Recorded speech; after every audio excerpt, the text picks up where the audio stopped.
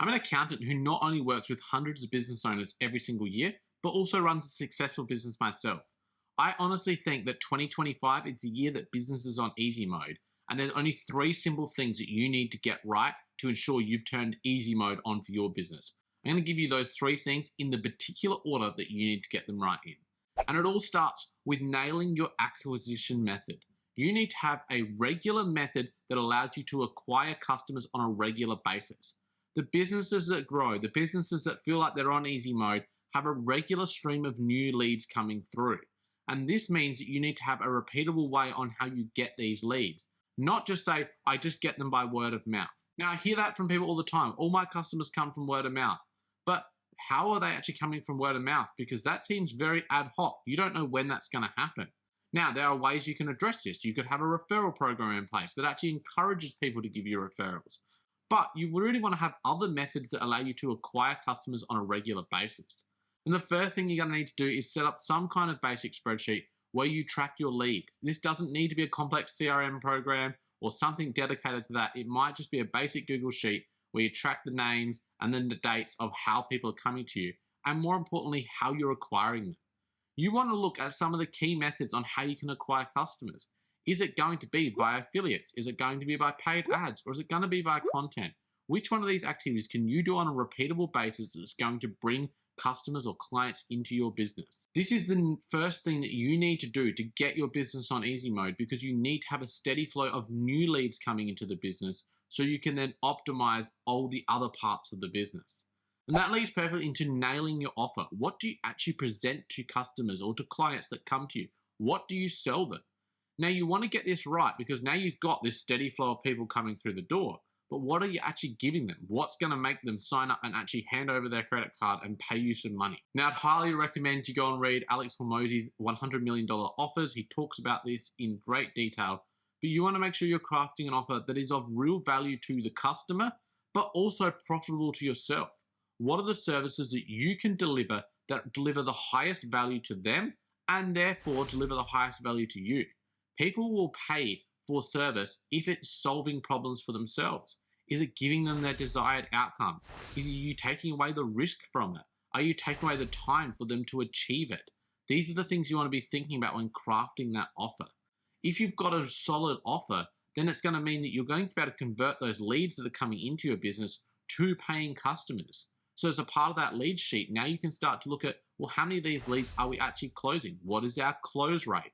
Because by measuring this, you're starting to know, is this offer that we're presenting successful? The one piece of advice I would give you in this area is do not worry about what your competitors are doing too much. If you get caught up too much in trying to craft an offer that's very similar to your competitors, the only way you can really compete then is on price. And if you're competing on price, unless you're the cheapest, then you don't want to be in that area. There's no competitive advantage to being the second cheapest. What you want to do instead is craft an offer that is a package of services that is very unique. You want to be a one-on-one in this field. You offer something that no one else offers. You offer something that is packaged together in a way that there is no direct competition, because this puts you in a situation where your pricing can reflect the true value of that package, and no one else can get that anywhere else. You want to really make sure that when those leads come to you, you're presenting them with a solid offer that makes it almost a no-brainer for them to hand over their money to you, because they know they're going to make a better return in the long run off that money. Now, something that won't cost you any money, but hopefully will give you a great return, is subscribing to my free email newsletter. The description is in the link to all my videos, and I'd love for you to check it out. I drop business tips every single week that will help you grow your business. Now let's move back into the video. The third thing that you need to get right is to nail the delivery. You've got your leads coming through, you've presented them an offer, you've converted them to a customer. Now what? This is the area where a lot of people go wrong, and a lot of business gurus that talk on YouTube, talk on podcasts, they never address this area. They just focus on getting new business. But if you're getting 100 clients a year and 100 are leaving, then you're not growing your business. You want to reduce your churn rate. So this is the rate that people are leaving at. And the only way that you can do that is typically to increase the quality of your delivery. How well are you delivering what you actually said you were going to deliver?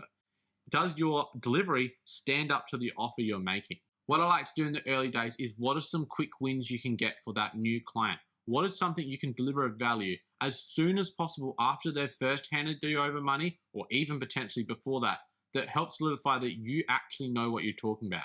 You are legitimate and you are going to deliver on what you've said you're going to deliver.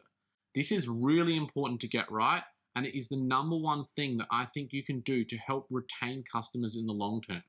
You want to be increasing the amount of times a customer buys from you across the lifetime. If you can get them to come back 1 year, 2 years, 3 years, 4 years in a row, this is going to mean that you've still got that customer as well as the new leads that you convert into new customers.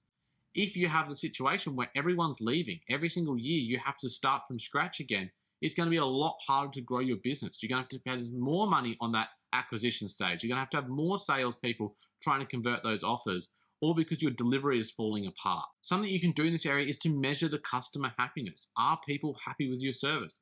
Don't be afraid to ask them, what do you like about what we do? What don't you like about what we do? Don't just wait till someone leaves and conduct an exit interview then. Try and ask these things on an ongoing basis of your existing clients to find out what is working. Make sure you talk to your team that's helping to deliver the service. Do they have the adequate skill set to ensure that they are matching what has been said in that offer? And of course, once you get all three things of these right, business should be on easy mode. But now you need to loop the three all together. All three of these things interact with each other, and it's important to understand what's working in each of these sections because they will directly affect all the others. You can have the best salespeople in the world, the best delivery people in the world, but if you're not getting the leads coming through the door, it's not going to work. Maybe you've got all the leads coming through, but your offer is terrible. You can't close anyone, and therefore you've got these brilliant delivery people ready to deliver, but no one to deliver to. You can see no matter which area you get wrong, it is going to cause issues to your business. But what you want to do is have those key metrics in each of these areas to work out where are things going right and where are they going wrong, and then nail on fixing those things. What is the constraint of your business? There's no point doing all this training on delivery because you think delivery is an issue if you realize that you're actually not getting people through the door. Same as if you're getting lots of people through the door, but the churn rate is really high, then you need to fix the delivery rather than just focus on getting more people through the door. By understanding the key metrics in each of these areas, you can monitor them and work out which ones are failing and where should you be directing your time to fix. And that's what business is all about, allocating the right resources to the right areas, which are typically going to be the areas that are currently constraining your business. If you've turned your business onto easy mode, now you need to maintain it. And I'd highly recommend you watch this upcoming video because in this video, I go through some of the beginner mistakes that people make when it comes to business and how you can avoid them.